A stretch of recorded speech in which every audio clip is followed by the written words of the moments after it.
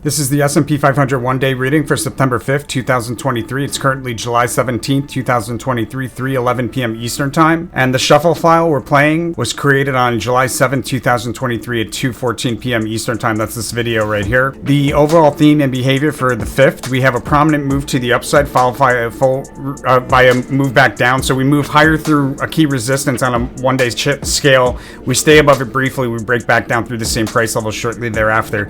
It looks like we probably do that early in the day based on there being a peak or crest here first thing in the morning. Behavior around the highest high, we have a crest that we sell off down to and through support. We do a U-shaped reversal below support, come back and reuse it as support. And behavior around the lows, so there's a notable move on a one-day scale that'll stand out either into or out of or both. I'm advised to trade around a U-shaped dip that forms near the intersection of two perpendicular diagonal trend lines. There's a fake out or shakeout first thing in the pre-market and a trade opportunity there, which we'll look into in more detail as we go through this reading. We likely open lower based on the relativity card here, either lower or around the same price level, because when we look at the monthly, it's possible we have the same price level as we're around the same price level as where we closed on Friday the 1st, probably open somewhere around that price level on the 5th. Either that or we open lower. There's a rally right around the open that increases with momentum moving forward in time, and it ends with a fast sudden move higher, taking us into a high and a trade opportunity, followed by a decline through that diagonal trend line with increasing volatility on the way down, taking us to a trade opportunity around 10 o'clock at a trough. And then out of that, there's a big move to the upside standing out on a one-day scale, possibly even on a multi-day scale, being that it's the futility card in the sequence of events on the 1 month. We're probably seeing the first energy of the 1 month here first thing in the morning. That big move to the upside is followed by a decline that increases with momentum moving forward into roughly noontime, when we have a key support level that's important on more than just a one-day scale, probably like a 1 month scale. We meet that support and we have a significant move higher off of that support, taking us to key resistance. Meet that support somewhere around 12 to 1, probably closer to 12 than 1. And then there's key resistance that's highlighted between 1 and 2 roughly, where volume or volatility kind of flattens out. From that, we decline between roughly 2 and the close. Between 2 and 3, we decline to a low for the day. We revisit a support level that we met once before recently. And then there's a little bit of back and forth behavior going on around 3 to 3:30-ish. Out of a decline through multiple support levels, there's a rally around 3:30.